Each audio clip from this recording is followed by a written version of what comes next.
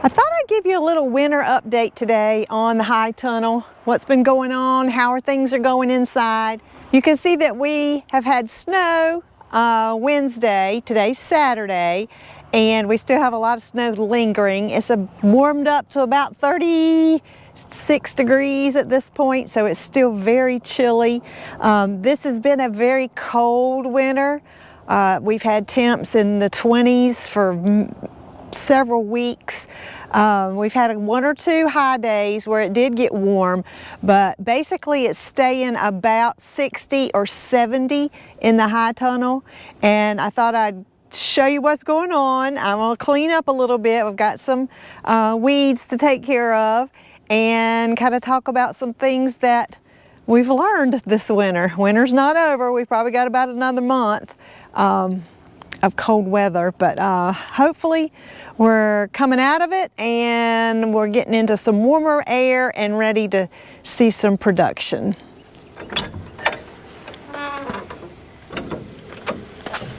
We're in the high tunnel. It is about 60 degrees in here, so it's a lot warmer, of course, than out there.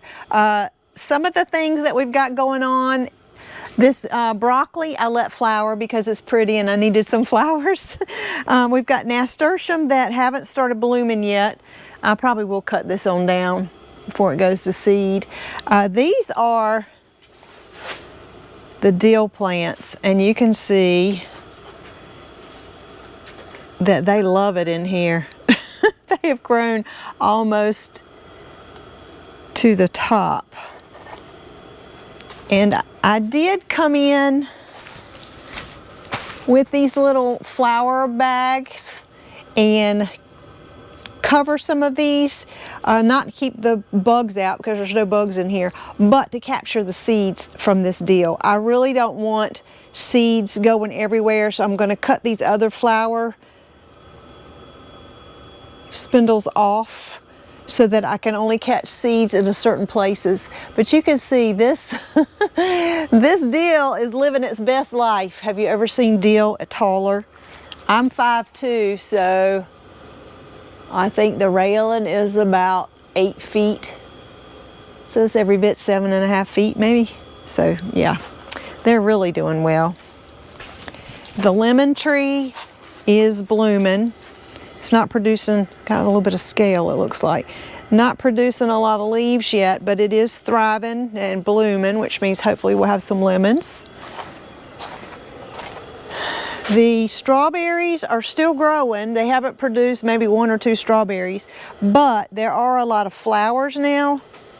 So I'm hoping that as it warms up, those will really start producing. Here along the edge, I've got a lot of weeds, so that's what I'm gonna get after today. These are cauliflower plants, and you can see here, I've got one that's ready. Look at that beautiful cauliflower. Can you see it? So that's exciting. I did not even realize it was in there. So we've got cauliflower, which is growing great in here. And again, I don't have anything planted along here. I tried cucumbers, it's just not warm enough for them. Sustained, they need to be 80 degrees, 75, 80 sustained, and it's just not. So I have all my trellises ready, but lesson learned. I also grew and planted zucchini, but it never grew. It stayed little. It's just not warm enough in here to sustain it. But what I do have are lots and lots of flowers on the tomatoes. You know, my last video, we lost propane in here and everything froze, and the tips of all the tomatoes froze. Now some of them aren't doing so great. I'll pull those out today too. But here's another, here's another deal in here. But we do have flowers now, so we will have early spring tomatoes. Just wasn't exactly what we had hoped for. So what did we learn about tomatoes? Tomatoes would have done all right if the house hadn't frozen. because they're rebounding and they're producing. So tomatoes can make it in here in the winter at 60 minimum. Cucumbers cannot. Pole beans cannot. They did not make it. Your cold weather crops, your fall crops, your brassicas grow great in here when it's cooler. So for next year, I will do tomatoes and I will do broccoli and cauliflower and cabbage in here and not worry about cucumbers and zucchini and those summer plants. So lesson learned. We also have learned that it's very expensive to heat this high tunnel. So next year we're thinking about partitioning part of it off and just keeping part of it warm, which will help and will help, you know, with growing. But you know, we didn't know. We've never had one in the winter. And so that's been a bit of a challenge. So we're working through that. I have been able to keep ferns alive for the spring. They're looking a little wintry, but they're not dead, so that's good. The avocado plant is pushing some new leaves here. It's kind of not happy with its old leaves, and we'll shed those. The lime, the key lime, is getting ready to produce some flowers and some more limes here in the pot, and that's going to stay in here. I'll just pull it to the door in the summer and put it outside the door, and then in the winter it could come back in since it's movable. And then over here in the corner I've got the eucalyptus is managing okay, and these two patio ferns are doing well.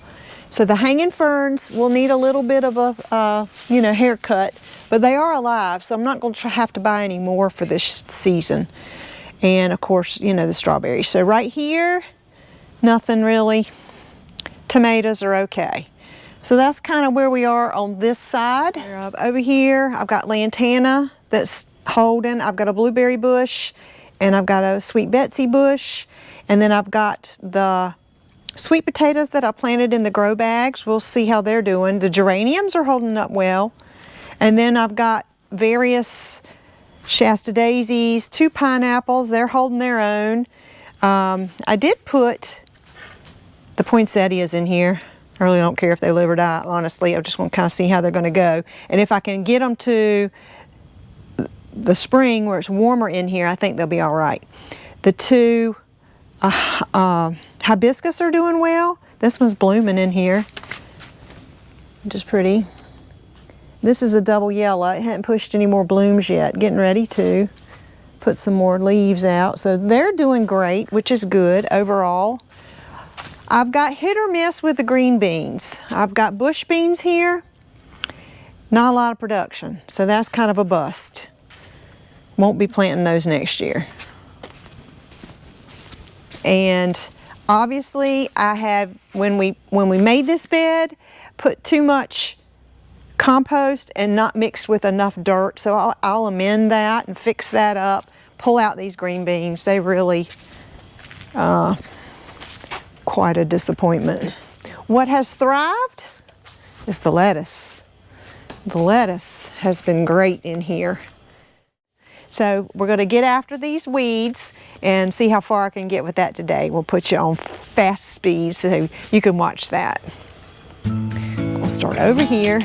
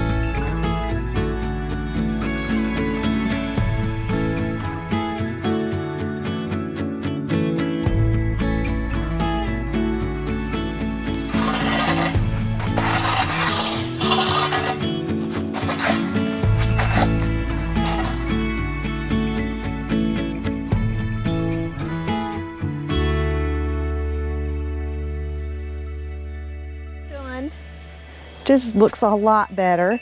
I found some ladybugs and I found a worm, which is good, since we haven't even had this high tunnel for a year.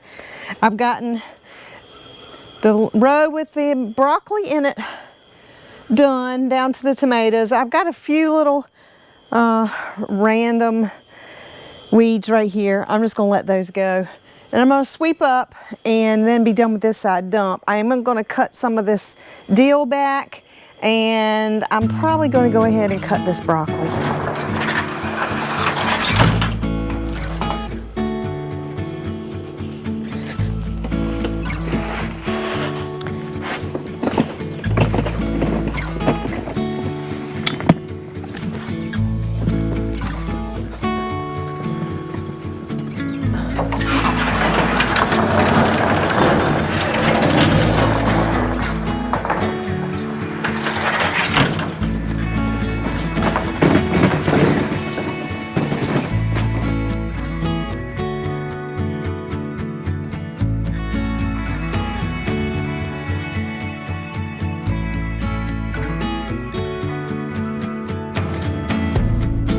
Quite as wild, it's still pretty.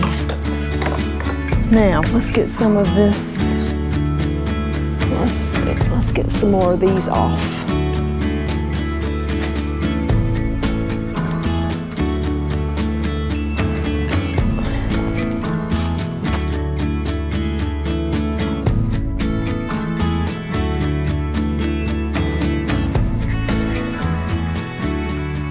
Well, I do want some flowers for seed. I don't want this many, because then I'll have seeds drop everywhere and then I'll have dill growing everywhere, which is great in the field or out in the garden, but not in here. That'll be a mess. I'll be pulling dill everywhere. So let's keep the bag on that one and we'll cut these others off.